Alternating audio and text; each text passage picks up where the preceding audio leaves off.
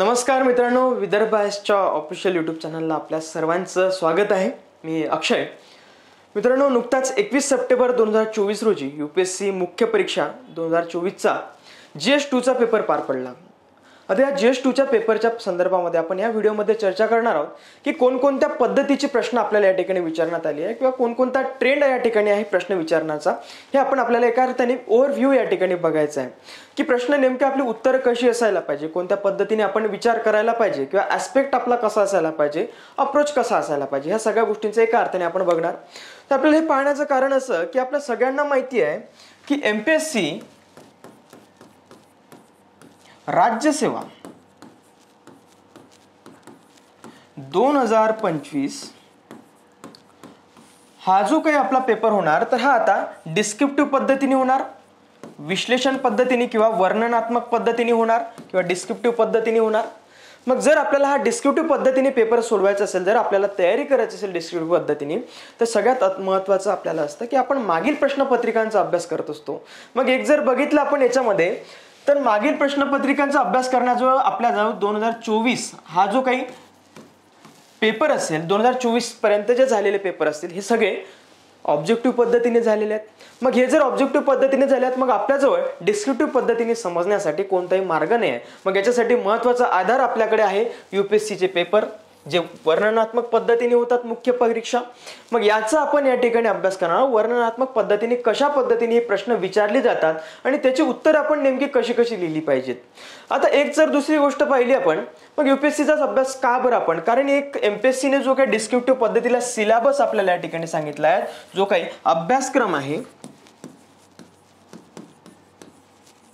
हा जो काही अभ्यासक्रम आपल्याला या ठिकाणी सांगण्यात आलेला आहे, हा अभ्यासक्रम टोटली UPSCच्या धर्तीवरती आहे.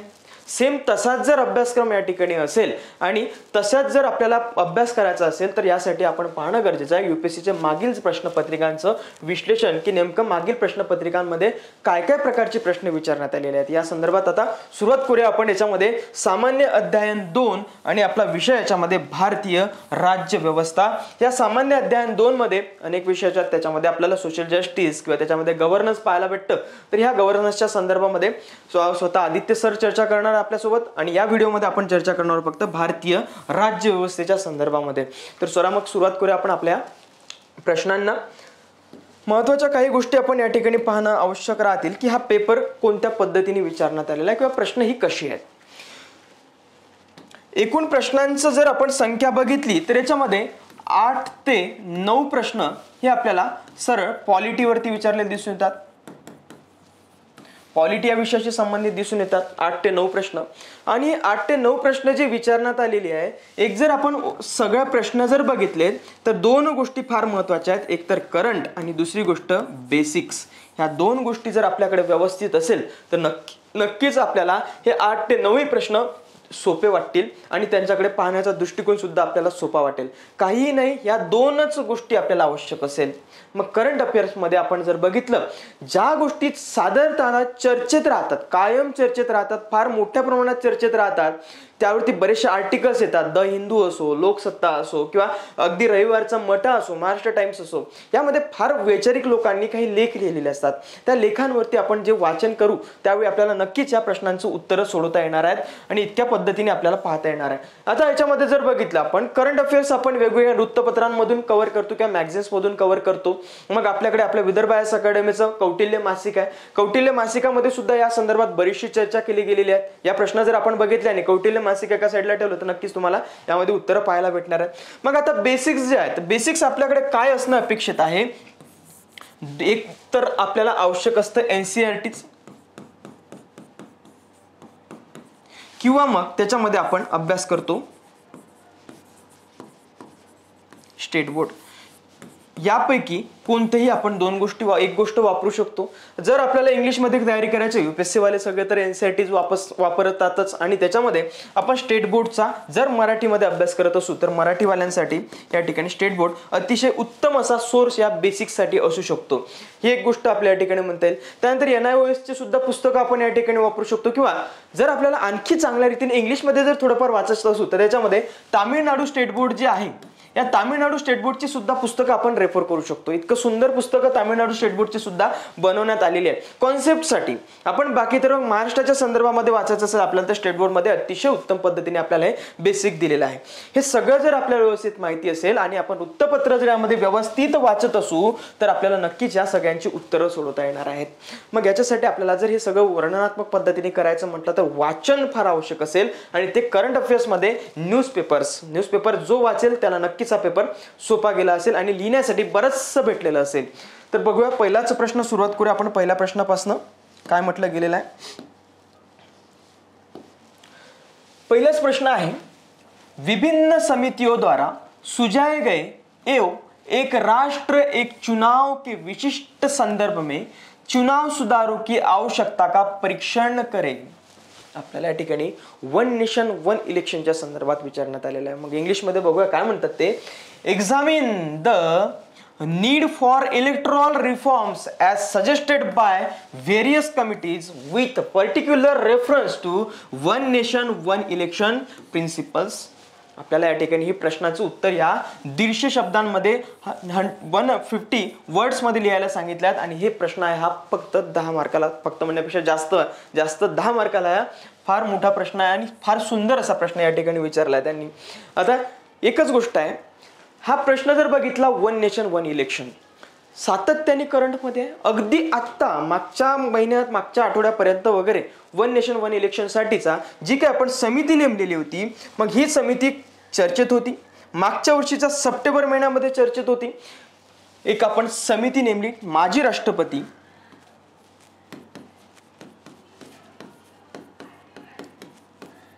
रामनाथ कोविंद यांच्या समिती यांच्या अध्यक्षतेखाली रामनाथ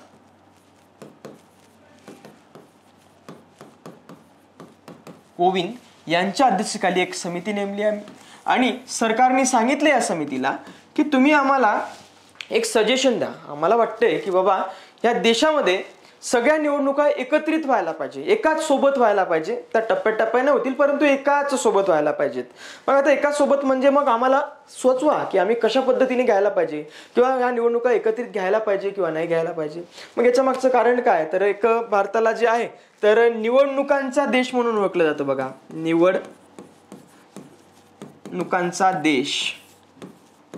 निवडणुकांचा देश म्हणण्याचं कारण काय, हे एक उपहासात्मक निवडणुकांचा देश म्हणून असं ओळखलं जातं भारताला. एक चांगल्या पद्धतीने नाही म्हणता येणार, उपहासात्मक पद्धतीने. मग निवडणुकांचा देश का, कारण की साधारण बघितलं आपण आत्ताच नुकताच 18व्या लोकसभेच्या निवडणुका पार पडल्या. आता लगेचच आपल्या राज्य विधानसभांच्या निवडणुका लागेल. महाराष्ट्र विधानसभा येईल आता अगदी दिवाळीनंतर त्याचं निवडणुका होणार. त्याच्यानंतर त्या झाल्या की लगेचच ग्रामपंचायत किंवा तिकडे आपली नगर परिषद किंवा महानगरपालिका ह्या तर निवडणुका झाल्याच नाहीत, त्याच्यामुळे आता त्या निवडणुका येतील. हे सगळं सातत्याने निवडणुका येत राहतील. निवडणुका आली तर सुट्टी आपल्याला पहिले पाहिजे, सुट्टी राहील. त्याच्यानंतर निवडणुका म्हटलं जाहीर होणार आचारसंहिता. या आचारसंहिता सुरू झाल्या म्हणजे याचा अर्थ लगेचच तिथे त्या ठिकाणी 2 महिन्या पहिल्यापासून काम बंद राहतील आणि सगळे लोक कर्मचारी लागलेले राहतील, अधिकारी कामे लागलेले राहतील या निवडणुकांच्या मागे. मग या कारणाने आपण या ज्या निवडणुका घेतो या निवडणुका का घेतो की आपला समाजाचा या ठिकाणी विकास साध्य करता यायला पाहिजे, यासाठी आपण या निवडणुका घेत असतो. विकास आपल्याला साध्य करायचा आहे. विकास जर साध्य करायचा आहे मग या निवडणुका का आड येतात आपल्याला विकासाच्या, यासाठीच म्हणून आपल्याला एकत्रितरित्या ह्या सगळ्या वन नेशन वन इलेक्शन आपल्याला या ठिकाणी साजरं करायचं आहे किंवा आयोजित करायचं आहे. वन नेशन वन इलेक्शन्स हे आपण ज्यावेळी घेऊ त्यावेळी या निवडणुका एकत्रित होतील. मग आता आपल्याला इंट्रोडक्शन मध्ये सगळ्यात अगोदर सांगणं अपेक्षित असतं की काय काय सांगितलं पाहिजे. आपण इंट्रोडक्शन सगळ्यात अगोदर लिहितो, त्याच्यानंतर आपण बॉडी लिहितो आणि त्याच्यानंतर कन्क्ल्युजन लिहितो की आपला निष्कर्ष काय बाबा, हे जे सगळं उत्तर आहे या उत्तराचे निष्कर्ष काय, आपल्याला त्याच्यामध्ये येणारा भविष्याचे वेध दाखवायचे आणि ते पॉझिटिव्ह थोडंफार दाखवायचं आहे की बाबा नाही असं व्हायला पाहिजे, ही गोष्ट चांगली राहील. किंवा हे जे संपूर्ण सार लिहू आपण त्याचा सार आपल्याला खाली लिहायचा की नेमकं काय आपण असायला पाहिजे. तर एका अर्थाने बघूया की आपण इंट्रोडक्शन मध्ये नेमकं काय लिहायला पाहिजे.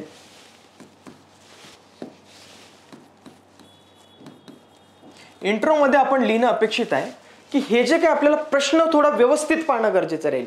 काय म्हटलं गेलं आहे, विभिन्न समितियों द्वारा, समिती एकच नाही तर वेगवेगळ्या समितीने काय काय रेकमेंडेशन केलं या संदर्भात, की जे सजेशन दिलाय किंवा काही रेकमेंडेशन केलाय, ते काय रेकमेंडेशन केल्यात वेगवेगळ्या समितींनी. मग याच्यामध्ये एक राष्ट्र एक चुनाव, म्हणजे एक राष्ट्र आणि एक निवडणुका, म्हणजे याच्यामध्ये वन नेशन वन इलेक्शन या संदर्भात, याच्या विशिष्ट संदर्भात काय काय वेगवेगळ्या समित्यांनी रेकमेंडेशन दिले ते आपल्याला या ठिकाणी बघायचं आहे. मग त्यानंतर चुनाव की सुधार में आवश्यकता का परीक्षण करेल, मग या ठिकाणी एक्झामिन करायचं आहे की या निवडणुकांच्या सुधारणांमध्ये आपण काय आवश्यकता असेल आपल्याला, आणि त्याचं आपल्याला एक्झामिन करायचं आहे, चर्चा करायची, साधं बघायचं, सांगायचं आहे बाबा याच्यामध्ये अशा प्रकारे सांगण्यात आलं, काय काय सांगण्यात आलं ते आपल्याला सांगावं लागेल. मग आपल्या सगळ्यात महत्त्वाचं की वन नेशन वन इलेक्शन काय आहे हे सांगावं लागेल. या वन नेशन वन इलेक्शन मध्ये काय असेल तर या लोकसभा विधानसभा आणि स्थानिक स्वराज्य संस्था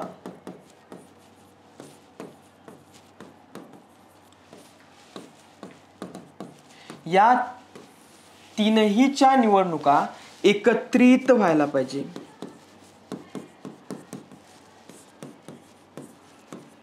असा अपेक्षित आहे अर्थ या वन नेशन वन इलेक्शनचा. मग असं का करावं लागतं तर त्याच्यामध्ये अगोदर सांगावं लागेल आपल्याला की बाबा वेगवेगळ्या राज्यांच्या विधानसभांच्या निवडणुका या वेगवेगळ्या कालावधीमध्ये होतात, त्याच्यानंतर लोकसभेच्या निवडणुका वेगळ्या कालावधीमध्ये होतात. मग सातत्याने हे सगळं चाललेलं असतं. मग आता एक काम करता येईल किंवा नुकत्याच जर 18व्या लोकसभेच्या निवडणुका झाल्यात, मग आता येणारी पुढची लोकसभा निवडणूक असेल ती 19वी असेल. मग या 19व्या लोकसभेच्या निवडणुकीला आपण असं करूया की हे जे काही राज्य विधानसभा असेल, मग महाराष्ट्राची विधानसभा कधी येते बाबा, इकडे नोव्हेंबर महिन्यात येते, तर मग परंतु मे महिन्यामध्येच तिकडे लोकसभेच्या निवडणुका होऊन जातात.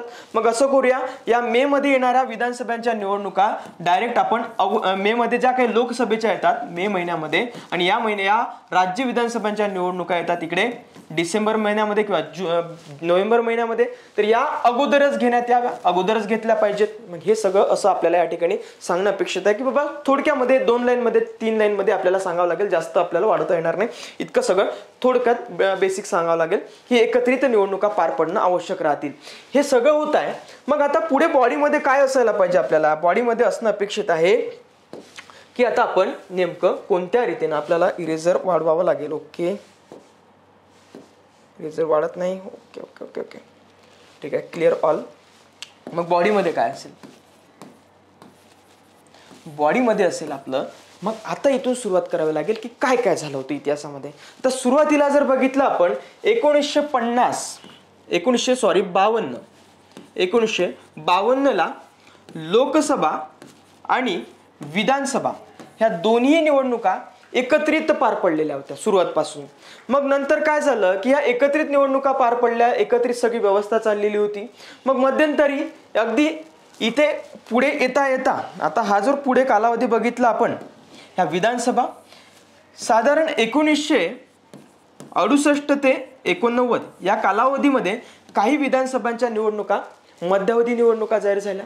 मग या कारणाने हे जे काही विधानसभेचं सभागृह आहे हे डिस्ट्रॉय करण्यात आलं होतं, विसर्जन करण्यात आलं होतं. मग विसर्जन करण्यात आलेलं होतं तर अशा वेळी या निवडणुका परत घ्याव्या लागणार. मग परत निवडणुका घेण्यात आल्या. मग लोकसभा ॲज इट इज जसं आहे तसंच चालत होतं 5-5 वर्षांनी, परंतु इथे मग माघारली. मग काही निवडणुका आपल्याला मध्यावधी घ्याव्या लागल्यात, इथे ब्रेक झालं. मग लोकसभेला 5 वर्ष व्हायचेच राहतील तर याच्या पहिलेच निवडणुका घ्याव्या लागतील, असं होत होतं. मग त्यानंतर पुढे दिसून येतं आपल्याला की लोकसभा सुद्धा 1970 मध्ये मध्यावधी निवडणुका जाहीर झाल्या होत्या, लोकसभेच्या सुद्धा. मग काही विधानसभेच्या निवडणुका झाल्या, लोकसभेच्या निवडणुका होण्यासाठी बाकी होतं. म्हणजे अशा रीतीने मग ती सगळी जो काही चेन होती ती ब्रेक झालेली आपल्याला दिसून येते. तर ही चेन ब्रेक झाली आणि पुढे मग निवडणुका या वेगवेगळ्या पद्धतीने वेगवेगळ्या सोबत व्हायला लागल्या. मग नुकत्याच काही राज्यांच्या निवडणुका आता 18व्या लोकसभेसोबत झाल्या. अशाच रीतीने सगळ्याच राज्यांच्या निवडणुका तशाच व्हायच्या. मग याच्यामुळे काय व्हायचं की यंत्रणा जी आहे ती यंत्रणेला सोयीस्कर व्हायचं, एकत्रित सगळ्या निवडणुका परत त्यांना निवडणुकीच्या ड्युटीवर जा असं व्हायचं नाही. तर या कारणाने आपल्याला हे आवश्यक असेल की आता एकत्रित निवडणुका घेणं. मग त्याच्यानंतर आपलं काय झालं की हे सगळं झालं. मग आता हे वेगवेगळ्या निवडणुका वेगवेगळ्या कालावधीमध्ये होत होत्या. तर मग अशाच वेळी एक चर्चा केली गेली की बाबा काही समित्यांनी रेकमेंडेशन केलं. साधारण एक आपल्याला दिसून येते की निवडणूक आयोग, या निवडणूक आयोगाने स्वतःच सांगितलं साधारण 1980 मध्ये, 1980च्या दशकामध्ये वगैरे निवडणूक आयोगाने 83 मध्ये वगैरे 83चा कालावधी येतो, 83 मध्ये निवडणूक आयोगाने स्वतःच सांगितलं की वन नेशन वन इलेक्शन असायला पाहिजे, हे असं त्यांनी स्पष्टरित्या सांगितलं. मग आता यांनी रिकमेंडेशन केलं, तशाच रीतीनं काही समित्या सुद्धा पुढे आलेल्या दिसून येतात. मग नंतर आपल्याला दिसून येते संसदीय समिती सुद्धा होती आपल्याकडे. संसदीय समितीने चा रिपोर्ट होता, 79वा रिपोर्ट होता. या 79व्या रिपोर्टमध्ये सुद्धा सांगितले की नाही ठीक आहे, वन नेशन वन इलेक्शन व्हायला पाहिजे. मग हे झालं. त्याच्यानंतर मग आपली आणखी एक समिती आपल्याला दिसून येते, त्याच्यामध्ये मग लॉ कमिशन आहे, कायदा आयोग आहे. 1999चा कायदा आयोग आहे, लॉ कमिशनने 1999ला सांगितलं की हे वन नेशन वन इलेक्शन व्हायला पाहिजे.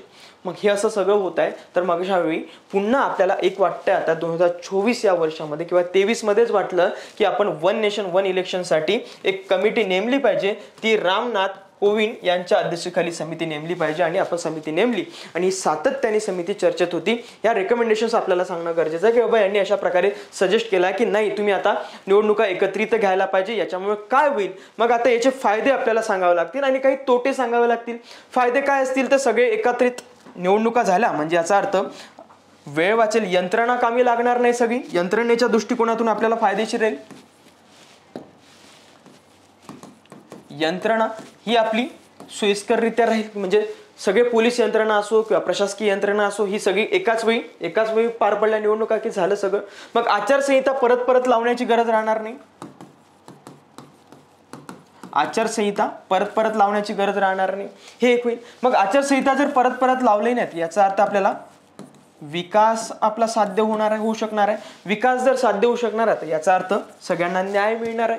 हेच आपल्याला साध्य करायचं, न्याय साध्य करायचा सगळ्यांना. सामाजिक आर्थिक राजकीय हे सगळे न्याय आपले साध्य होणार आहेत. ह्या सगळ्या गोष्टींच्या कारणाने आपल्याला पुढे म्हणता येईल की मग खर्च आपला कमी होणार आहे. सगळ्यात महत्वाची गोष्ट खर्च. परत निवडणुका लावा आणि परत त्यासाठी यंत्रणा लावा, हे आपल्याला परत करण्याची गरज राहणार नाही. खर्च कुठेतरी कमी होऊन जाणार आहे. खर्च कमी झाला म्हणजे याचा अर्थ हा खर्च आपल्याला दुसऱ्या कामी लावता येईल, तो आपल्याला विकास कामांच्या कामी लावता येईल. मग विकास काम आपलं साध्य करता येणं आपल्याला या माध्यमातून, हे सगळं या ठिकाणी आपल्याला या माध्यमातून म्हणता येणार आहे. त्यानंतर आपल्याला काही प्रभावी आचारसंहिता लावता येईल, तर या काही गोष्टी आपल्याला फायदे म्हणता येईल. मग त्यानंतर चॅलेंजेस काय आहेत, याला आव्हानं काय म्हणता येईल. आव्हानं म्हणता येईल आपल्याला आव्हानांच्या संदर्भात जर बघितलं तर एक महत्वाचं, या वन नेशन वन इलेक्शनचा इफेक्ट पडणार आपल्या संघराज्यावरती. संघराज्य. मग यासाठी जर आपल्याला वन नेशन वन इलेक्शन करायचं आहे तर आपल्याला याच्यामध्ये कॉन्स्टिट्यूशन अमेंडमेंट ऍक्ट आणावे लागतील. कॉन्स्टिट्यूशन म्हणजे घटना दुरुस्ती आपल्याला या ठिकाणी करावी लागेल. जर आपण घटना दुरुस्ती केली तरच आपल्याला वन नेशन वन इलेक्शन या ठिकाणी लावता येणार आहे. हे सगळं आपण या ठिकाणी करू शकणार आहोत, त्याशिवाय आपल्याला हे करता येणार नाही. ह्या सगळ्या काही गोष्टी आपल्याला या ठिकाणी म्हणता येणार आहे की या संघराज्यासाठी फायदा होईल किंवा काही ठिकाणी खर्च जरी वाचेल तरी परंतु संघराज्यासाठी कुठेतरी हा धोक्याची गोष्ट राहील. काही राज्यांची मान्यता असेल आणि काही राज्यांची मान्यता नसणार. मग त्यानंतर काय होईल की इन्फ्लुअन्स, एक जर बघितलं एकत्रित निवडणुका जर झाल्या तर याच्यामध्ये प्रभाव हा जास्त करून असणार आहे केंद्रातल्या सत्तेमध्ये असलेल्या, केंद्रात सत्तेत असलेल्या पक्षाचा. मग सध्या जो कोणता पक्ष सत्तेत असेल त्या सत्तेचा प्रभाव संपूर्ण देशामध्ये पडेल. मग त्यांची जर त्या ठिकाणी त्यांनी एखादा घोषणा केली तर ती संपूर्ण राज्यामध्ये एक वेगळा फ्लो तयार होईल. मग त्याच्यामध्ये राज्यामध्ये सुद्धा निवडणुका तशाच होतील आणि सगळे लोक म्हणेल की नाही केंद्रात जे आहे ते सुद्धा राज्यात असायला पाहिजे, असं सगळं होईल. मग आता जर बघितलं नुकतंच केंद्रामध्ये एखादी सरकार आलेली असेल सत्तेत, मग राज्यामध्ये त्यांना विधानसभेच्या वेळेस वेगळं वाटायचं असतं, वेगळ्या कालावधीत जर झालं तर मग आता नुकत्याच आपल्या राज्य विधानसभांच्या निवडणुका आहेत तर एखाद्या पक्षाला कदाचित नाराजी असेल तर मग ते नाही देणार, मग असं होईल. ह्या कारणाने याच्यासाठी एक आपल्याला पक्षीय आव्हान सुद्धा आहे म्हणता येईल. मग काही प्रादेशिक पक्ष जे आहेत हे प्रादेशिक पक्ष याला विरोध करणारे असतील. प्रादेशिक पक्ष म्हणतील की नाही आम्हाला हे नको, आम्हाला आमचंच इलेक्शन जे चाललंय तसं व्यवस्थित चालायला हवं. कारण की प्रभाव राहणारा केंद्रामध्ये ज्या पक्ष, केंद्रामध्ये कोणता पक्ष सत्तेत राहणार, हा प्रादेशिक पक्ष राहणार नाही, तो मोठाच पक्ष सत्तेत राहणार आहे. या अनुषंगानं प्रादेशिक पक्षांचा विरोध होईल. मग बऱ्याच राज्यांमध्ये हे सत्तेमध्ये प्रादेशिक पक्ष आहे. मग तिकडे आपण पश्चिम बंगालला जाऊ शकतो. पश्चिम बंगालला ममता बॅनर्जी, तृणमूल काँग्रेस, प्रादेशिक पक्ष आहे तो थोडाफार. त्याच्यानंतर इकडे महाराष्ट्रात जर आलं आपण, महाराष्ट्रामध्ये शिवसेनेचे मुख्यमंत्री, शिवसेनेच्या मुख्यमंत्र्यांना वाटेल की नाही आम्हाला वन नेशन वन इलेक्शन नको, किंवा इतर कोणते असेल ते आपल्याला वाटेल. म्हणजे ह्या सगळ्या गोष्टी प्रादेशिक पक्षांच्या वरती इकडे DMK वगैरे तामिळनाडूमध्ये गेलं तर ह्या गोष्टींसाठी विरोध होणार आहे. तर हे काही सोपं आपल्याला इतके सोपं वाटणार नाही. मग कन्क्लूड मध्ये आपल्याला लिहावं लागेल की बाबा जे काही होईल तर ते लोकशाही सक्षम करण्याच्या दृष्टिकोनातून आपल्याला म्हणावं लागेल की निष्पक्ष जर निवडणुका असल्या पाहिजे. एक म्हणजे आपल्याला निष्कर्ष काढायचा आहे. निष्कर्ष जर काढायचा आपल्याला तर सांगावं लागेल लोकशाही ही काही आपण कोणतीही पद्धत जरी स्वीकारली, वन नेशन वन इलेक्शन चांगली पद्धत आहे, खर्च आपला वाढेल, काही हरकत नाही, परंतु याच्यामध्ये महत्वाचं असेल ही लोकशाही सक्षम व्हायला पाहिजे. सक्षम होणं हेच महत्वाचं कर्तव्य असेल. मग याच्यामध्ये सर्वांनी मतदान करणं गरजेचं आहे. मतदानासाठी सुद्धा जागरूकता आपल्याला निर्माण करणं गरजेचं आहे. जागरूकता हे सुद्धा यायला पाहिजे. हे जागरूकता तेच नसेल मतदानाबद्दल, तुम्ही वन नेशन वन इलेक्शन घ्या की कोणतेही घ्या, काही फरक पडणार नाही. म्हणजे ज्याच्यामध्ये नकारात्मकता, मतदारांची जी काही नेगेटिव्हिटी असेल ही नेगेटिव्हिटी सुद्धा आपल्याला काढून टाकावी लागेल. मग यासाठी लोकशाही सक्षम करणं हा एक सगळ्यात मोठा आपला मोठो असला पाहिजे किंवा एक आपलं ध्येय असलं पाहिजे. यासाठी कार्य केलं पाहिजे आपण. वन नेशन वन इलेक्शन हे चांगली गोष्ट आहे, काही हरकत नाही, परंतु याच माध्यमातून लोकशाही जर सक्षम होत असेल आणि या माध्यमातून विकास जर साध्य होत असेल सगळ्यांचा, नक्कीच आपण वन नेशन वन इलेक्शन करायला हरकत नाही. जर एवढ्या मोठ्या समित्यांनी रेकमेंडेशन केलं तर काही आपल्याला हरकत राहणार नाही. तरी आपल्याला एका अर्थाने 150 शब्दांमध्ये लिहायचं होतं, तर 150 शब्दांमध्ये आपल्याला अशा प्रकारे लावायचं, म्हणजे 10 मार्क आपल्याला या ठिकाणी मिळू शकतात त्यांची. पुढचा प्रश्न बघूया आपण. पुढचा प्रश्न काय सांगतोय. पुढचा प्रश्न आहे आपला लोक अदालत तथा मध्यस्थता अधिकरण की व्याख्या कीजिए तथा उनमें अंतर स्पष्ट कीजिए. क्या वो दीवानी तथा आपराधिक दोनों प्रकृति के मामलों पर विचार करते हैं. प्रश्न या ठिकाणी विचारण्यात आलेला आहे. हा त्याच्यामध्ये आपल्याला 150 शब्दांमध्ये लिहायचा आहे. इंग्लिश मध्ये बघूया काय म्हणतात. एक्सप्लेन अँड डिस्टिंग्विश बिटवीन लोक अदालत अँड आर्बिट्रेशन ट्रिब्युनल. यांच्यामधला आपल्याला फरक सांगायचा आहे की लोक अदालत आणि आर्बिट्रेशन ट्रिब्युनल्स नेमके काय आहेत. त्याच्यानंतर सांगतात whether they entertain civil as well as criminal cases. हे आपल्याला सिव्हिल आणि क्रिमिनल केसेस मध्ये सुद्धा प्रॅक्टिसेस केली जातात का, किंवा याच्यामध्ये मामल्यांमध्ये चर्चा सुद्धा केली जाते का, किंवा याचे खटले सुद्धा दाखल केले जातात का, किंवा याच्यामध्ये निर्णय दिला जातो का, या संदर्भात आपल्याला चर्चा करायची आहे. अत्यंत साधा आणि सोपा प्रश्न आपल्याला या ठिकाणी म्हणता येईल. एका अर्थाने जर बघितलं आपण लोक अदालत आणि या ठिकाणी अधिकरण, आपण त्याला ट्रिब्युनल म्हणतो, आर्बिट्ररी ट्रिब्युनल म्हणतो याला आपण, आर्बिट्रेशन ट्रिब्युनल. हे आर्बिट्रेशन ट्रिब्युनल त्याला मध्यस्थता अधिकरण किंवा त्याला आपण न्यायाधिकरण सुद्धा असं म्हणतो. हे न्यायाधिकरण काय काय आपल्याला एका अर्थाने या ठिकाणी चर्चा करायची या संदर्भामध्ये. तर एका अर्थाने जर बघितलं आपण लोक अदालत आणि लवाद न्यायालय, सर्वात अगोदर आपल्याला सांगावं लागेल की लोक अदालत आणि आपलं लवाद न्यायालय नेमकी काय आहे. तर याच्यामध्ये लोक अदालत आणि लवाद न्यायालय हे जलद आणि किफायतशीर न्याय देणारे काही इन्स्टिट्यूशन्स आहेत. तर जलद आणि किफायतशीर न्याय देणारे संस्था आहेत. जलद आणि किफायतशीर, सोपा आणि फास्ट एकदम यांनी आपल्याला न्याय मिळू शकतो. आता काय होतं की कोर्टामध्ये प्रकरणं खूप सारी चाललेली असतात. मग कोर्टामध्ये प्रकरणं जर न्यायालयामध्ये जर प्रकरण गेलं एखादं, तर सगळ्यात महत्वाचं लागतं आपल्याला वकील लागतो. हा वकील महाग असतो, पैसा इथे खर्च होतो, मोठा पैसा खर्च होतो.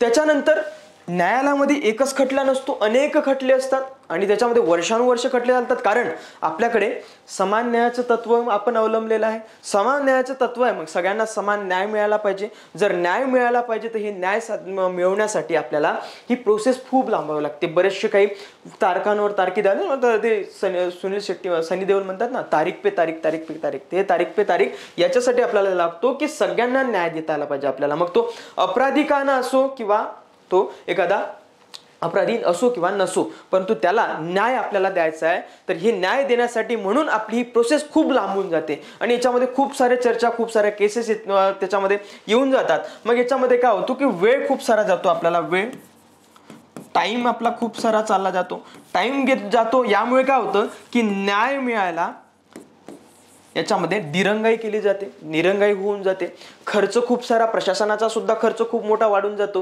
ह्या सगळ्या गोष्टी होत्या. या कारणाने आपल्याला शेवट जर बघितलं आपण याच्यातून सुद्धा न्याय कुठेतरी सुटू शकतो. मग ह्या कारणाने म्हणूनच आपल्याला हे दोन काही आपल्याकडे संस्था आपण निर्माण केल्यात की बाबा छोटे मोठे जर काही गुन्हे असेल किंवा छोटे मोठे काही अपराध असेल तर त्याच्यासाठी या प्रत्येकच वेळी न्यायालयात जाण्याचं काम नसलं पाहिजे, प्रत्येकच वेळी. मग याच्यासाठी म्हणूनच आपण काही दोन संस्था निर्माण केल्यात की ज्या दोन वेगवेगळ्या हेतूने आपल्या ह्या संस्था निर्माण झालेल्या आपल्याला दिसून येतात. दोन वेगवेगळ्या संस्था वेगवेगळ्या हेतूंनी निर्माण झालेल्या दिसून येतात. आमचा बोर्ड थोडा नवीन असल्या कारणाने थोडा हँडलिंगला अवघड जातोय किंवा प्रॅक्टिस नसल्या कारणाने सगळं होत आहे. तर बघूया, होईल सगळं बरोबर. तर आता हे सगळे दोन आपण न्यायाधिकरण सुरू केले आहेत. जलद आणि आपल्याला किफायतशीर न्याय मिळतो. सगळ्यात महत्वाचं लोक अदालत. लोक अदालत आणि या ठिकाणी हे जे काही आपल्याला मध्यस्थता न्यायाधिकरण म्हटलंय त्याला आपण लवाद न्यायाधिकरण म्हणतो. लवाद न्यायाधिकरण, लवाद न्यायाधिकरण. आर्बिट्रेशन ट्रिब्युनल आपण त्याला म्हणतो. मग ट्रिब्युनल, एक रिव्हर ट्रिब्युनल पण असतात आपल्याकडे, नदी बोर्ड, नदी न्यायाधिकरण सुद्धा आहेत. म्हणजे हे न्यायाधिकरण अशा रीतीने आपल्याला पाहायला भेटतात. मग लोक अदालत मध्ये काय होईल आणि या आपल्या लवाद न्यायालयामध्ये काय होईल? महत्वाची गोष्ट याच्यात की हे सगळं काही चालेल, हे दोन्ही गोष्टी ज्या चालतील त्या कोर्टाच्या जे काही रेग्युलर प्रक्रिया असते त्या रेग्युलर प्रक्रियेच्या बाहेर चालेल. जे न्यायालय चालतं त्या न्यायालयाच्या एक्झॅक्ट वेगळं चालेल. मग यांचे जे काही लोक अदालत असेल हे लोक अदालत रविवारी किंवा शनिवारी भरेल. मग दर महिन्याच्या शनिवारला, एखाद्या शनिवारला ही लोक अदालत भरते. मग अशा वेळी काय केलं जाईल तर या ठिकाणी महत्वाचं असेल, याची स्थापना आपण केलेल्या लोक अदालतची ही 1987 ला नालसा एक संस्था आपण स्थापन केली होती. 1987 मध्ये नालसा नावाची संस्था स्थापन केली. नॅशनल लीगल ॲडवायझरी ऑथॉरिटी आपण या ठिकाणी स्थापन केली होती. ही याच्यासाठी स्थापन केली की आपण हे जो काही न्याय आहे हा लोकांना न्याय उशिरा भेटत होता आणि त्याच्यामध्ये महाग न्याय भेटत होता. त्याच्यामुळे स्वस्तामध्ये सगळ्यांना न्याय मिळाला पाहिजे, स्वस्त आणि जलद. मग आपण म्हणतो की बाबा आपल्याला डायरेक्टर प्रिन्सिपल ऑफ स्टेट्स मध्ये पॉलिसीमध्ये आपण सांगितलं DPSP मध्ये की जर एखाद्याला वकील ठेवायला त्याला मध्ये पैसा नसेल त्याच्याकडे तर त्याच्यावेळी अशा वेळी आपल्याला त्यांना आपण वकील प्रोव्हाइड करून देतो. हे सगळ्या गोष्टी करतो आपण. तर हे सगळं करण्यासाठी आपल्याला ह्या नालसाच्या माध्यमातून होतो. मग स्टेटच्या बाबत तिकडे सालसा स्थापन केला आहे. सालसा म्हणजे तो डान्स नाही, सालसा ही स्टेट लीगल ॲडवायझरी ऑथॉरिटी ती एक आहे. त्याच्यानंतर आपल्याकडे डिस्ट्रिक्ट लेवलला आपण स्थापन केलेल्या आहेत. ह्या सगळ्या संस्था आपण याच्यासाठी स्थापन केल्या आहेत, स्वस्त आणि जलद न्याय मिळायला पाहिजे. मग नालसाची स्थापना आपण 1987 मध्ये स्थापना करून त्यामध्ये आपण जे काही दिवाणी प्रकरण असतील ह्या दिवाणी प्रकरणांचा या ठिकाणी दिवाणी प्रकरणांचा खटला हा न्यायाधिकरणामध्ये आपण शिफ्ट करत असतो. आता काय होतं की दोन पार्टीत असल्या तर दोन पार्टीज काय होईल की एका पार्टीला आणि दुसऱ्या पार्टीला विचारलं जाईल की तुमचं जे काही न्यायालयामध्ये प्रकरण चाललं आहे हे एक काम करा की बाबा तुमचं सगळं दिवाणी आहे, हे काही तुमचं फार मोठं प्रकरण नाही आहे, तुम्ही एक काम करा, हे इतके दिवस रोज रोज कोर्टात येण्यापेक्षा किंवा दर महिन्याला कोर्टात येण्यापेक्षा तुम्ही एका जागी बसा आणि विचार करू आपण की तुम्ही लवादामध्ये इथे या लोक अदालतमध्ये आपली केस घेऊन जाऊ आणि तिथे लवादामध्ये तुम्हाला वकिलाची गरज राहणार नाही आणि लवकर तुम्हाला निर्णय होईल. म्हणजे दोघा जणांनी सुलटावणी त्या ठिकाणी मांडवली केली जाते एका अर्थाने. जी मांडवली करण्यासाठी हे लोक अदालत या ठिकाणी स्वस्त पण होईल आणि जलद पण न्याय भेटेल याच्यासाठी म्हणून हे सगळं स्थापन केलेलं असतं. हे आपल्याला या ठिकाणी प्रकरण पाहायला भेटतं. मग त्याच्यामध्ये यामध्ये काय भेटेल की निर्णय सुद्धा हा लवकर लागत असतो, फार जास्त वेळ त्याला लागत नाही. त्याच्यामध्ये या निर्णयावर जो काही निर्णय लागेल, ह्या निर्णयाच्या विरोधामध्ये एक आहे की आपल्याला अपिलामध्ये जाता येत नाही. हे याचा महत्वाचा फरक आहे लोक अदालतच्या बाबत. यामध्ये अपिलामध्ये आपल्याला जर या लोक अदालतने एखादा निर्णय दिला कोणाच्याही बाजूने, त्या पार्टीच्या देऊ की या पार्टीच्या देऊ, तर त्या निर्णयाच्या विरोधामध्ये अपिलामध्ये आपल्याला जाता येत नाही. मग ही दिवाणी न्यायालयातली प्रकरणं कोणती असतात? घटस्फोट कंटिन्यू चालले असतात. घटस्फोट त्याच्यामध्ये विवाहाशी संबंधित, मालमत्तेशी संबंधित प्रकरण, छोटे मोठं काही झालं की लगेच आपण कोर्टात टाकून द्यायचं. मग हे सगळं या कारणाने हे दिवाणी प्रकरण आपल्याला कुठेतरी एक वाटतं की बाबा जी न्याय पंचायत असायची पूर्वी, म्हणजे गावामध्ये एक प्रकरण असायचं बघा की बाबा हे सगळं प्रकरण कोर्टात नाही जायला पाहिजे, म्हणून काही महत्वाची लोक बसायची त्या बेंचवरती आणि ज्यांच्यामध्ये काही खटला चालल्याचा जुन्या चित्रपटांमध्ये वगैरे पाहायला भेटतं आपल्याला. मग ते पंचायतचे लोक निर्णय घेतात की नाही या बाजूने असतो आणि त्या बाजूने असतात, सांगतात की बाबा नाही एकत्र या आणि यासाठी ही गोष्ट हा निर्णय आमचा असेल. तर मग गावातली गोष्ट गावातच संपवणं अशा प्रकारचा प्रकार हा या ठिकाणी आहे असं आपल्याला पाहायला भेटतं. त्यानंतर मग आपण जो काही आपला लवाद आहे, लवाद कशाला म्हणू आपण, तर याच्यामध्ये साधारण आपण लवाद आणि सामंजस्य कायदा एक स्थापन केला होता आपण. लवाद आणि सामंजस्य कायदा आपण याच्यासाठी आणला 1997ला हा कायदा आणला. 97ला हा कायदा आणून आपण याच्या मार्फत आर्बिट्रेशन ट्रिब्युनल या ठिकाणी स्थापन केलेला आहे. आर्बिट्रेशन ट्रिब्युनल या माध्यमातून आपण स्थापन केलेलं आहे. याला आपण अर्धन्यायिक संस्था म्हणू शकतो. अर्धन्यायिक संस्था आहे. आता याला क्वासी ज्युडिशियल का म्हटलं जातं, कारण ही न्यायालयामध्ये प्रकरण चालत नाही, तर हे न्यायालयाच्या बाहेर प्रकरण चालतं. म्हणजे न्यायालयाच्याच भागामध्ये म्हणा त्याच एरियामध्ये चालेल, परंतु जे रेग्युलर प्रक्रिया असते न्यायालयाची त्याच्यामध्ये चालत नाही, म्हणून याला अर्धन्यायिक आहे. न्यायालयाचे अधिकार आहेत परंतु संपूर्ण नाही, तर याला काही अर्ध न्यायालयाचे काही प्रकरण आहेत. मग याच्या निर्णयामध्ये विरोधामध्ये आपल्याला जाता येतं का, विरोधामध्ये आपल्याला काही भागामध्ये जाता येतं. तर याच्या निर्णयाच्या विरोधामध्ये हायकोर्टामध्ये अपील करता येऊ शकतं. तर अशा काही गोष्टी याच्यामध्ये आपल्याला पाहायला भेटल्या असतात किंवा लिहायला सुद्धा भेटल्या असत्या, अशा सगळ्या गोष्टी आहेत. तर मग याच्यातून काय होईल, तर ह्या सगळ्या गोष्टी आपल्याला पुढे काय म्हटलं की याच्यातलं अंतर आपण सांगितलं दिवाणी तथा अपराधी. मग आता हे सगळं प्रकरणे जे आहे तर हे गुन्हेगारी प्रकरणामध्ये जर एखादा गुन्हेगारी किंवा फौजदारी प्रकरण असेल, फौजदारी प्रकरणामध्ये आपल्याला इथे जाता येणार नाही. सगळ्यात महत्वाचं आहे फौजदारी प्रकरणामध्ये, ह्या दोन्ही ठिकाणी आपल्याला फौजदारी प्रकरणामध्ये जाता येणार नाही आहे. फौजदारी प्रकरणामध्ये आपल्याला जाता येणार नाही.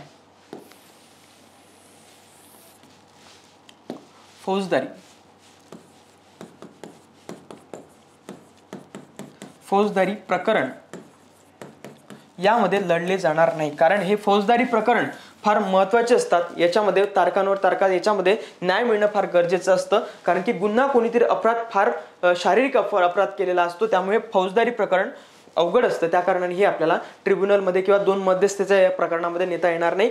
जर असं केलं तर कुठेतरी कोणावरती तरी अन्याय होऊ शकतो. त्या कारणाने आपल्याला हे फौजदारी प्रकरण रेग्युलर जे आपलं न्यायालय असतं त्याच ठिकाणी हे सगळं चालवावं लागतं.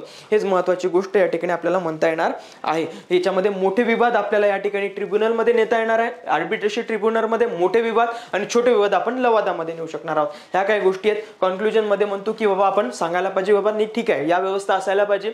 जर सगळ्यांना न्याय व्यवस्थित मिळाला पाहिजे, फास्ट मिळण्यासाठी या व्यवस्था असणं आवश्यक असतील. त्यानंतर पुढचा प्रश्न जर बघितला आपण, पुढचा प्रश्न बघूया. सगळे प्रश्न एकदम बेसिक आपल्याला म्हणता येईल, काही इतकं जास्त नाही, फक्त काय बेसिक गोष्टी माहिती असणं गरजेचं आहे आणि करंट अफेअर्स आपण वाचणं आवश्यक असेल. ह्याच काही गोष्टी या ठिकाणी आहेत. त्यानंतरचा प्रश्न विचारला आपल्याला, फारच सुंदर प्रश्न विचारला कॅबिनेटच्या संदर्भामध्ये. कैबिनेट प्रणाली के विकास के परिणाम स्वरूप व्यावहारिक रूप से संसदीय सर्वोच्चता हाशिए पर चली गई है. स्पष्ट कीजिए. आपल्याला एक्सप्लेन करायला या ठिकाणी सांगितलं, 150 शब्दांमध्ये लिहायचं आहे. फारच सुंदर प्रश्न. बाबा कॅबिनेट प्रणाली याच्या विकासाने, कॅबिनेट जी आपली सिस्टीम आहे आपण स्वीकारली, आपण संसदीय शासन पद्धती स्वीकारली आणि संसदीय शासन पद्धतीनुसार आपल्याकडे कॅबिनेट व्यवस्था आहे, जी काही वेस्टमिनिस्टर कॅबिनेट व्यवस्था ब्रिटन मधली होती ती आपण स्वीकारली आपल्या भारतामध्ये. आणि याच्यानुसार याचा विकास जसा जसा होतोय तसं तसं संसदीय सर्वोच्चता जी आहे, जी काही आपली पार्लमेंटची सुप्रिमसी आहे, ही कुठेतरी कमी होते आहे असं लक्षात येत आहे. तर याच्याबद्दल आपल्याला चर्चा करायला सांगितलं आलंय. मग याच्यामध्ये इंग्लिशमध्ये बघूया. The growth of cabinet system has partially practically resulted in the marginalization of parliamentary supremacy. याला इल्युसिडेट आपल्याला करायला सांगण्यात आलेलं आहे. तर याच्यामध्ये 150 शब्दांमध्ये हे लिहायचं होतं. 10 मार्कांसाठी हे विचारण्यात आलेलं आपल्याला दिसून येतं. तर एका अर्थाने बघितलं तर कॅबिनेट मिनिस्ट्रीच्या बद्दल आपल्याला चर्चा करावी लागेल, सांगावं लागेल की बा कॅबिनेट सिस्टीम काय आहे. कॅबिनेट व्यवस्था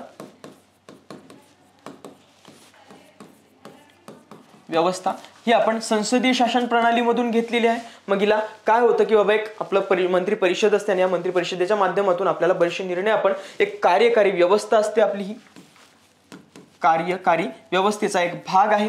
कार्यकारी व्यवस्थेचा एक्झिक्युटिव्ह बॉडीचा एक भाग आहे तो. मग या एक्झिक्युटिव्ह बॉडीच्या माध्यमातून काय होतं की बाबा जे संसदेमध्ये निर्णय चाललेला असतात, संसदेमध्ये आपण चर्चा ज्या आहेत या चर्चा मोठ्या प्रमाणात या ठिकाणी आपल्याला संसदेमध्ये होतात आणि त्याचे निर्णय जे अंमलबजावणी करण्याचं काम या ठिकाणी कॅबिनेट व्यवस्था करत असते. या सगळ्या गोष्टीतून आपल्याला महत्त्वाचं असेल संसदीय लोकशाहीमध्ये मंत्रिमंडळ प्रणाली ही विकासामुळे संसदीय सर्वोच्चता कुठेतरी कमी झालेला आहे आपल्याला असं लक्षात येऊ शकतं. मग आता हे प्रत्येकच वेळी असं होईल का हे महत्वाचं आहे की या ठिकाणी जो प्रश्न आपल्याला विचारण्यात आलेला आहे की कॅबिनेट प्रणाली विकासामुळे व्यावहारिक रूपाने संसदीय शासन जे काही सर्वोच्चता असेल ही कमी झालेली आहे म्हणतात, तरी प्रत्येकच वेळी अशी सर्वोच्चता कमी होईल असं नाही. मग या ठिकाणी कॅबिनेट आहे,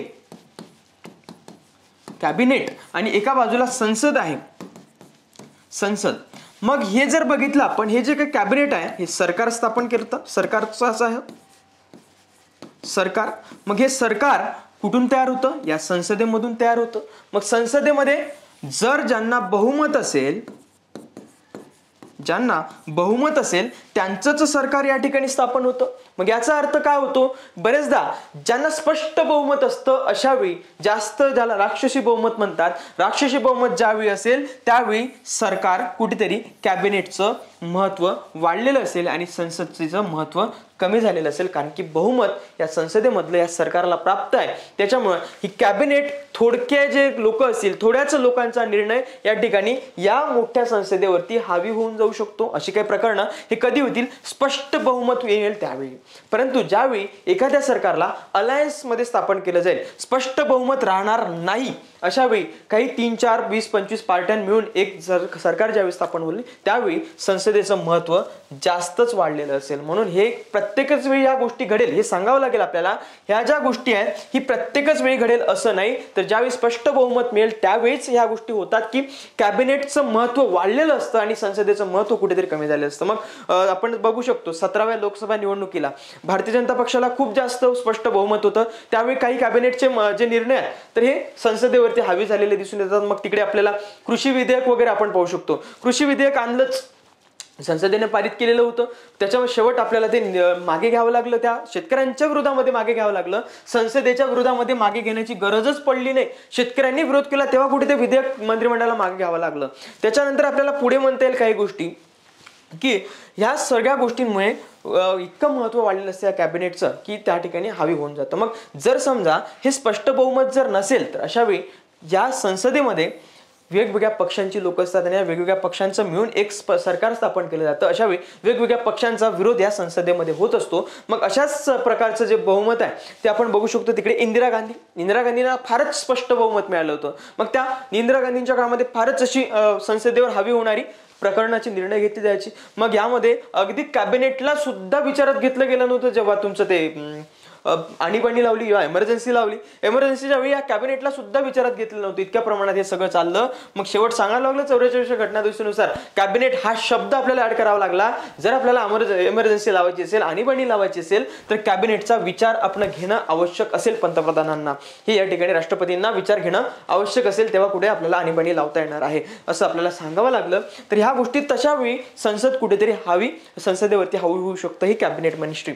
तर असं काही गोष्टी आपल्याला म्हणते प्रत्येकच वेळी होणार नाही. मग ह्या सगळ्या गोष्टींसाठी आपण काय करावं, तर काही महत्त्वाच्या गोष्टी आपल्याला म्हणता येईल की संसदीय समित्या कमकुवत झालेल्या असतात, त्या संसदीय समित्या कमकुवत होईल त्याच्यासाठी आपल्याला काही निर्णय घेणं गरजेचं आहे. मग आता याच्यानंतर म्हणता येईल संसद जी आहे ही संसद कमकुवत झाली तर याच्या जे काही सभा आहेत, संसदीय सभा, ह्या सभा जास्त कालावधी वाढायला पाहिजे. नुकत्याच संसदेच्या सभा जर बघितल्या आपण, अधिवेशन हे अधिवेशन कमी होते, अगदी 60-70 दिवसापर्यंत येऊन पोहोचलं, जे 200 पर्यंत किंवा 150 दिवसांपर्यंत चालायचं, इतके म्हणजे 100 दिवसांपर्यंत चालायचं तर ते 60 दिवसांपर्यंत येऊन पोहोचलं. तर त्याच्यामुळे कुठेतरी हे कमी झालेलं दिसून येतं. मग यासाठी जर आपल्याला हे सगळं करतोय आपण विकास साध्य करण्यासाठीच करतोय, विकास के लिए सब कर रहे हम, तो हे सगळं करायचं म्हटलं तर आपल्याला संसदीय शासन पद्धती ही वाढीस लावणं गरजेचं आहे आणि कॅबिनेटने याच्यामध्ये हावी होता कामा नये अशी काही व्यवस्था आपण त्यामध्ये केली पाहिजे. तर मंत्रिमंडळाचा निर्णय वर्चस्व राहता कामा नाही. त्यानंतर पुढे बघूया, पुढचा प्रश्न आपल्याला काय सांगता येईल. पुढचा प्रश्न आहे आपला चौथ्या क्रमांकाचा प्रश्न, फारच चांगला प्रश्न म्हणता येईल आपल्याला या ठिकाणी आणि विचार करण्यासारखा प्रश्न या ठिकाणी चौथा. नियंत्रक व महालेखापरीक्षक म्हणजेच कॅग, महालेखापरीक्षक का वर्तन केवल व्यय के वैधता सुनिश्चित करना नहीं बल्कि उसका औचित्य भी सुनिश्चित करना है. या ठिकाणी फारच सुंदर प्रश्न या ठिकाणी विचारला आपल्या कॅगच्या संदर्भामध्ये. कंट्रोल अकाउंट जनरल यांच्या संदर्भात हा प्रश्न या ठिकाणी विचारण्यात आलेला आहे. नियंत्रक एव लेखापरीक्षक का कर्तव्य, यांचं जे कर्तव्य आहे, मग सगळ्यात अगोदर आपण आन्सर लिहिताना काय सांगितलं पाहिजे की नेमकं नियंत्रक व लेखा महापरीक्षक कॅगचं नेमकं काम काय, की सरकारी खर्चावरती कुठेतरी त्याचा तपासणी करणं, त्याच्यावरती देखरेख ठेवून तपासणी करून तो कुठेतरी संसदेच्या समोर आणणं, राष्ट्रपतींना अहवाल सादर करणं आणि राष्ट्रपती त्यांचा अहवाल, या कॅगचा अहवाल संसदेपुढे मांडतील आणि संसद त्या ठिकाणी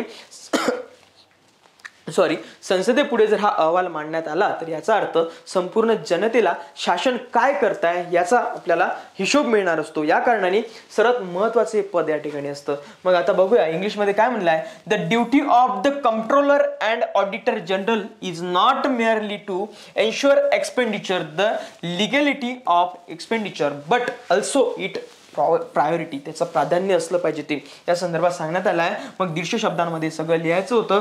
एका अर्थाने आपल्याला सांगावं लागेल की या कॅगचं महत्व काय आहे. कॅगचं महत्व काय, तर हा डॉक्टर बाबासाहेब आंबेडकर सर म्हणतात. मग हा शब्द आपण जरी लिहिलं तरी चालेल. डॉक्टर आंबेडकर म्हणतात की बाबा डॉक्टर बाबासाहेब आंबेडकर सरकारमधला सर्वात महत्वाचा अधिकारी किंवा घटनेमधला सर्वात महत्वाचा अधिकारी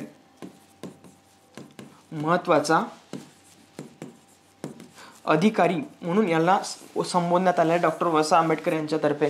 मग हा महत्वाचा अधिकारी का, कारण की तो शासनाचा जो काही शासन खर्च करतो या खर्चावरती लक्ष ठेवणारा आणि त्याचा हिशोब देणारा असा व्यक्ती हा कॅग असतो, कंट्रोलर अकाउंट जनरल. मग सध्याचे जे कॅग आहे आपल्या सगळ्यांना माहिती आहे गिरीशचंद्र मुर्मू हे सध्याचे कॅग आहेत, कंट्रोलर अकाउंट जनरल आहेत आणि यांच्या अध्यक्षतेखाली याच्याखाली हे सगळे अहवाल तयार केले जातात. साधारण 3 अहवाल याच्यामध्ये तयार केले जातात.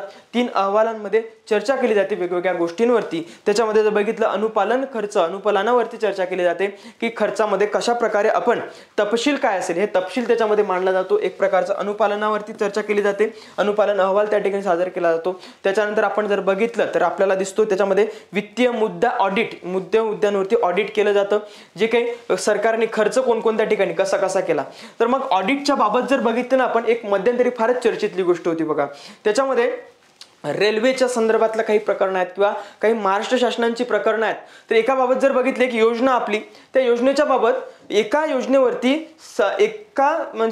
एकाच व्यक्तीने फायदा घेतला आणि 7 लाख व्यक्तीने फायदा घेतला एका आधार कार्डवरती. तर हे सगळं असे काही प्रकरण आहेत ती कॅगनी बाहेर काढलेली होती. त्याच्यामध्ये आपल्याला दिसतो 2G स्पेक्ट्रमचा घोटाळा होता. 2G स्पेक्ट्रमचा घोटाळा या कॅगनी बाहेर काढला. म्हणजे या गोष्टींना प्रायोरिटी देणं गरजेचं आहे. मग अशा वेळी आपण कॉन्क्लुजन मध्ये सांगणं गरजेचं आहे की बाबा कॅगने सरकारच्या दबावात येऊन काम न करणे, निष्पक्षपणे काम करणं हे कॅगचं सर्वात महत्वाचं काम आहे आणि त्यांनी प्रायोरिटी दिली पाहिजे त्या गोष्टीला. हे सगळ्यात महत्वाचे काही गोष्टी या ठिकाणी म्हणता येईल. 3 अहवाल त्या ठिकाणी ते राष्ट्रपतींना सादर करतात, सांगावं लागेल बॉडीमध्ये वगैरे आपल्याला, आणि ते अहवाल राष्ट्रपती संसदेमध्ये मांडण्याचं घडवून आणत असतात आणि संसदेमध्ये त्याच्यावरची चर्चा मोठ्या प्रमाणात होते. अशा काही गोष्टी आहेत. आणखी आपण कॅगला कुठेतरी सक्षम केलं पाहिजे. ब्रिटनमध्ये जर बघितलं तर हा फारच महत्वाचा असा एक पद आहे. हे फार महत्व या पदाला दिलं जात असतं. त्यानंतर आपल्याला पुढचा प्रश्न दिसून येतो. पुढचा प्रश्न याच्यामध्ये स्थानिक स्तर पर सुशासन प्रदान करने में स्थानीय निकायों की भूमिका, ज्या काही स्थानिक स्वराज्य संस्था आहेत आपल्या यांची भूमिका का विश्लेषण कीजिए और ग्रामीण स्थानीय निकायों को शहरी स्थानीय निकायों में विलय करने के फायदे और नुकसान या ठिकाणी स्पष्ट कीजिए म्हणतात. तर एक साध्या अर्थाने बघितलं आपण स्थानिक स्वराज्य संस्था याच्याबद्दल आपल्याला सांगावं लागेल. आपण लोकशाहीचं विकेंद्रीकरण करण्यासाठी म्हणूनच 73 आणि 74वी घटना दुरुस्ती केलेली होती आणि या अनुषंगानं आपल्याला लोकशाही विकेंद्रीकरणासाठी आपण यांच्यामध्ये सातत्य यायला पाहिजे आणि सरकारचं कुठेतरी सुशासन प्रस्थापित व्हायला पाहिजे, यासाठी आपण या स्थानिक स्वराज्य संस्था स्थापन केल्यात. मग पुढे आपण बॉडीमध्ये सांगूया की याच्यामध्ये सांगता येईल आपल्याला की हे जे काही आपण ग्रामीण स्थानिक स्वराज्य संस्था आणि शहरी स्थानिक स्वराज्य संस्था यांचं जे काही विलीनीकरण करतो आपण, विलीनीकरण, यामुळे काय होतं की दोन भाग, अगोदर इकडे आपल्याला ग्रामीण आणि इकडे शहरी, यामुळे काय होतं की या ग्रामीण आणि शहरी हे जर जोडून दिले गेले, मग आता जोडून दिले जातात पुण्यामध्ये, अगदी पुण्यामध्ये तिकडे बालेवाडीचा भाग असो किंवा इकडे सगळे मोठे भाग जे ग्रामपंचायती होत्या पूर्वी, त्या ग्रामपंचायती जोडण्यात आल्या. मग इथे अगदी आपल्या बघू शकतो आपण अमरावतीमध्ये काही छोट्या मोठ्या आजूबाजूच्या ग्रामपंचायती जोडण्यात आल्या. तिकडे रहाटगाव असो, शेगाव ग्रामपंचायत असो, ह्या ग्रामपंचायतींना एकत्र करून अशा प्रकारे अमरावतीची महानगरपालिका वाढवण्यात आली. म्हणजे याच्यामुळे काय झालं की ग्रामपंचायतीच्या ज्या काही लोकांची संस्कृती असेल, त्यांचं रहनसहन असेल, हे सगळं ग्रामीण असतं आणि इकडे डायरेक्ट जोडलं जातं शहरीला. आणि आपण स्थानिक स्वराज्य संस्था नेमक्या स्थापन कशासाठी केल्यात, तर विकेंद्रीकरण करण्यासाठी स्थापन केल्यात. आपण ग्रामपंचायती या शहरी भागाला जोडून कुठेतरी केंद्रीकरण करतोय, म्हणजे केंद्रीकरण करून सुशासन कसं साध्य होणार आहे, याच्यामध्ये निगेटिव्ह पॉईंट मध्ये आपण टाकू शकतो. पण पॉझिटिव्हच्या बाबत जर बघितलं आपण, तर शहरीला जर ह्या ग्रामपंचायती जोडल्या तर विकास मोठ्या प्रमाणात होणार आहे, कारण रेव्हेन्यू मोठ्या प्रमाणात जनरेट होतो आणि ह्या रेव्हेन्यू मोठ्या प्रमाणात जनरेट झाल्या कारणाने ह्या ग्रामपंचायतीचा जो आतापर्यंत विकास झाला नाही, तो आपण विकास आतापर्यंत साध्य होणार आहे. मग त्याच्यानंतर काय होईल, शेतींचा भाव वाढेल, मग त्यानंतर यांना रोजगार मोठ्या प्रमाणात लाभेल, त्याच्यानंतर ज्या काही ग्रामपंचायतीमध्ये काही गोष्टी प्रशासनामध्ये व्हायला पाहिजे होत्या, जे डिले होत होतं ग्रामपंचायतीच्या माध्यमातून, त्या गोष्टी जर आपण या महानगरपालिकांना किंवा नगर परिषदांना जोडल्या तर कदाचित या माध्यमातून आपल्या सोयी सुविधा किंवा प्रशासन चांगल्या रीतीने सुधारू शकणार आहे. या काही गोष्टी आपण फायदे आणि नुकसानाच्या संदर्भात पाहू शकतो. त्यानंतर आपल्याला नुकसान जर म्हटलं तर यांचं सांस्कृतिकरित्या थोडं नुकसान होऊ शकतं. बऱ्याच ठिकाणी काही ठिकाणी आपल्याला बघू शकतो प्रशासनाच्या संदर्भात सुशासन या ठिकाणी साध्य होऊ शकणार असतं. पण ह्या 2-3 गोष्टी फायदे आणि तोटे आपल्याला या ठिकाणी पाहायला भेटू शकतात. त्यानंतर आपण पुढचा प्रश्न बघूया. पुढचा जर प्रश्न बघितला आपण तर हा थोडा सोशल जस्टिसशी संबंधित आहे. सोशल जस्टिसचा जो प्रश्न आहे हे आपण आपल्या नेक्स्ट व्हिडिओमध्ये आपण घेणार आहोत, 6व्या नंबरचा प्रश्न. तर या संदर्भात आपल्याला पुढच्या व्हिडिओमध्ये काही गोष्टी पाहता येणार आहे. तर या ठिकाणी थांबूया मित्रांनो, आपण भेटूया आपल्या पुढच्या नेक्स्ट व्हिडिओमध्ये. थँक्यू, धन्यवाद.